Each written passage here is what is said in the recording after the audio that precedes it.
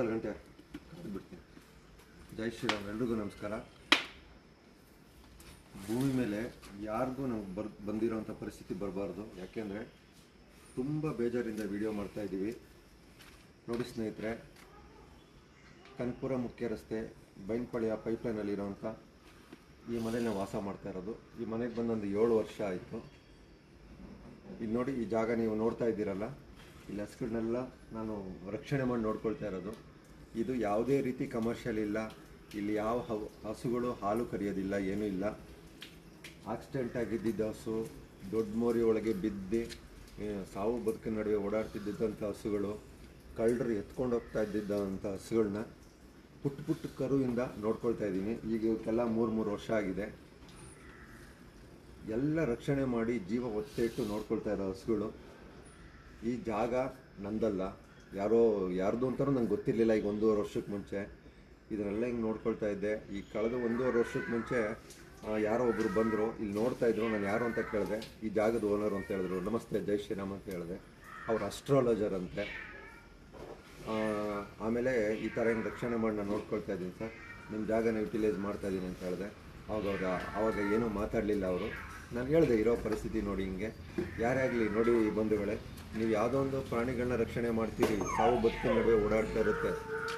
ಅದು ಬದುಕೋದು ಗ್ಯಾರಂಟಿ ಇರೋಲ್ಲ. ಹುಷಾರು ಮಾಡಿ ನೋಡ್ಕೊಳ್ತಾ ಇರ್ತೀರಿ. ಪಕ್ಕದಲ್ಲೊಂದು ಜಾಗ ಇರುತ್ತೆ.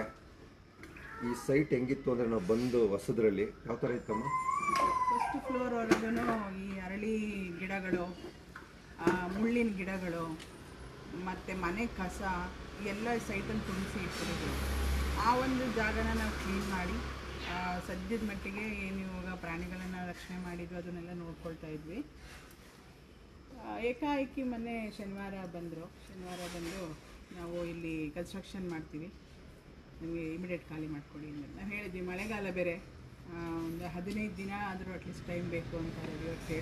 ಆಮೇಲೆ ನಾನು ಮೇಡಮ್ಮು 3 ತಿಂಗಳಾದರೂ ಟೈಮ್ ಕೊಡಿ, ನಿಮ್ಮ ಜಾಗ ಇದು, ನಮಗೆ ಯಾಕೆ? ನಾನು ನೋಡಿ ಕಮರ್ಷಿಯಲಾಗಿ ಇವೆಲ್ಲ ನೋಡ್ಕೊಳ್ತಾ ಇರೋದಲ್ಲ, ಇವನ್ನೆಲ್ಲ ರಕ್ಷಣೆ ಮಾಡಿ ನೋಡ್ಕೊಳ್ತಾ ಇರೋದು. ನನ್ನ ಮಕ್ಕಳು ಥರ ಇದ್ದಾವೆ.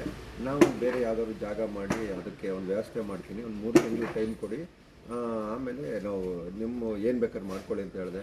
ಇಲ್ಲ, ಅಷ್ಟೆಲ್ಲ ಟೈಮೆಲ್ಲ ಆಗೋದಿಲ್ಲ. ಅಲ್ಲ, ಲಾಸ್ಟ್ ಮೂಮೆಂಟಲ್ಲಿ 1 ಮಂತ್ ಬೇಡ, ಅಟ್ಲೀಸ್ಟ್ 15 ಡೇಸ್ ಆದರೂ ಟೈಮ್ ಕೊಡಿ. ಯಾಕಂತಂದರೆ ಇದು ನಾಯಿ ಬೇಕಲ್ಲ ತಗೊಂಡೋಗಿ ಮನೆ ಒಳಗಡೆ ಕಟ್ಟಾಕೊಳ್ಳಿಕ್ಕೆ. ಸೊ ಇವಕ್ಕೊಂದು ಶೆಡ್ ರೆಡಿ ಆಗಬೇಕು, ಮನೆ ರೆಡಿ ಮಾಡಿ ಅವ್ರಿಗೊಂದು ಶೆಲ್ಟರ್ ರೆಡಿ ಮಾಡಿ ಅದ ನಂತರ ಅವ್ರನ್ನ ಶಿಫ್ಟ್ ಮಾಡಬೇಕು. ಅದಕ್ಕೋಸ್ಕರ ಟೈಮ್ ಬೇಕು ಅಂತ ಹೇಳಿದ್ವಿ. ಅಟ್ಲೀಸ್ಟ್ ಒಂದು 2 ಮಂತ್ಸ್ ಮುಂಚೆ ಆದರೂ ಹೇಳಿದರೆ ಏನಾದ್ರು ಒಂದು ವ್ಯವಸ್ಥೆ ಮಾಡ್ಕೊಳ್ತಾ ಇದ್ವಿ. ಇವಾಗ ಇಮಿಡಿಯೇಟ್ ಬಂದುಬಿಟ್ಟು ನಾಳೆನೇ 24 ಅವರ್ಸ್ ಒಳಗಡೆ ಖಾಲಿ ಮಾಡಿಕೊಡಿ ಅಂತ ಹೇಳ್ತಿದ್ದಾರೆ. ಇನ್ನೊಂದು ಏಕಾಏಕಿ ಬಂದು ಇಮಿಡಿಯೇಟ್ ಖಾಲಿ ಮಾಡಿ ಅಂತ ನೆನೆ ಜಬರ್ದಸ್ತಿ ಮಾಡಿ ಹೇಳಿದ್ರು ಅವರು. ಅಸ್ಟ್ರಾಲಜರ್ ಅಂತೆ. ನಿಜವಾಗ್ಲೂ ಎಷ್ಟು ಬೇಜಾರಾಗ್ತಿದೆ ಅಂತ ಹೇಳಿದ್ರೆ, ಅಟ್ಲೀಸ್ಟ್ ನಮಗೊಂದು 15 ದಿವಸ ಟೈಮ್ ಕೊಡಿ ಅಂದರೆ ಕೊಟ್ಟಿಲ್ಲ. ಯಾಕೆಂದರೆ ಇದು ಯಾರೋ ಬೇಕು ಅಂತ ಹೇಳಿ ರವಿಗೆ ಏನಾದರೂ ತೊಂದರೆ ಕೊಡಬೇಕು ಅಂತಲೇ ಮಾಡಿಸ್ತಾ ಇದ್ದಾರೆ.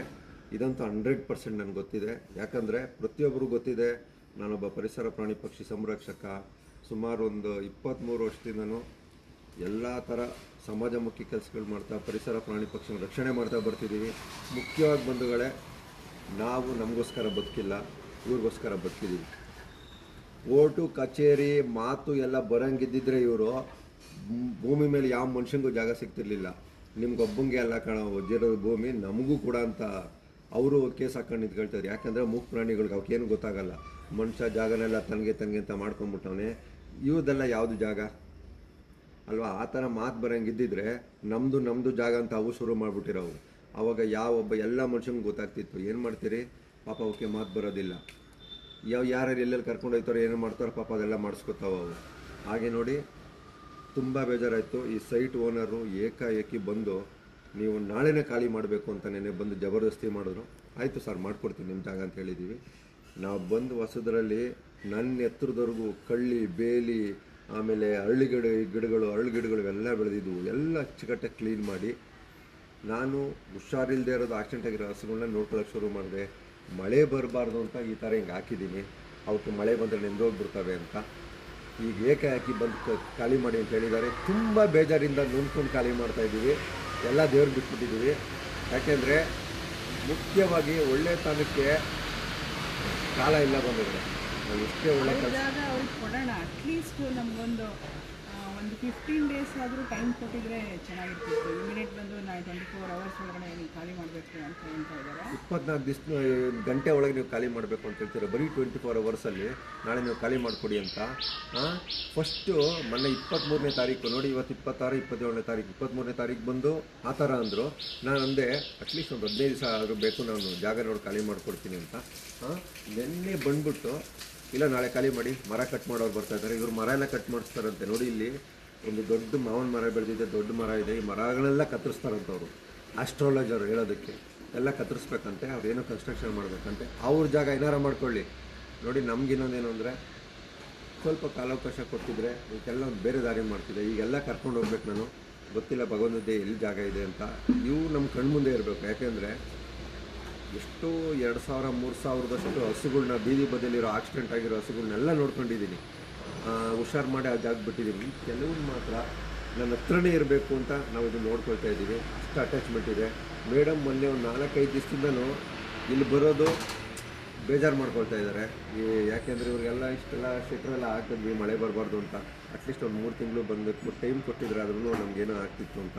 ನೋಡಿ నేను ರಾತ್ರಿ ಕೂಡ 12:30, 1 ಗಂಟೆ ರಾತ್ರಿ ಹೋಗಿ ಒಂದು ನಾಗರ ರಕ್ಷಣೆ ಮಾಡ್ಕೊಂಡು ಬಂದಿದ್ದೀನಿ. ಉಚಿತವಾಗಿ ಮಾಡ್ಕೊಂಡ್ಬರ್ತಾರೆ ಅಂತ ಕೆಲಸ. ನಿಜವಾಗ್ಲೂ ತುಂಬ ಬೇಜಾರಿಂದ ನಾವು ಇವನ್ನೆಲ್ಲ ಈಗ ಕರ್ಕೊಂಡು ಹೋಗ್ತಾ ಇದ್ದೀವಿ. ಗೊತ್ತಿಲ್ಲ ಎಲ್ಲಿ ಜಾಗ ಸಿಕ್ಕುತ್ತೋ. ಯಾರೋ ಒಬ್ಬರು ಒಳ್ಳೆಯವ್ರಿಗೆ ಒಳ್ಳೇದಾಗುತ್ತೆ ಅನ್ನೋದಕ್ಕೆ ಎಲ್ಲ ಯಾರೋ ಒಬ್ರು ಜಾಗ ಕೊಡ್ತಾರೆ ಅಂತ ಅಂದ್ಕೊಂಡಿದ್ದೀನಿ. ಅದನ್ನೆಲ್ಲ ಅಲ್ಲಿ ಸಾಗಿಸಿ ಆ ಜಾಗದಲ್ಲಿ ನೋಡ್ಕೊಳ್ತೀವಿ. ತುಂಬ ಬೇಜಾರಾಗ್ತಿದೆ. ಜೈ ಶ್ರೀರಾಮ್.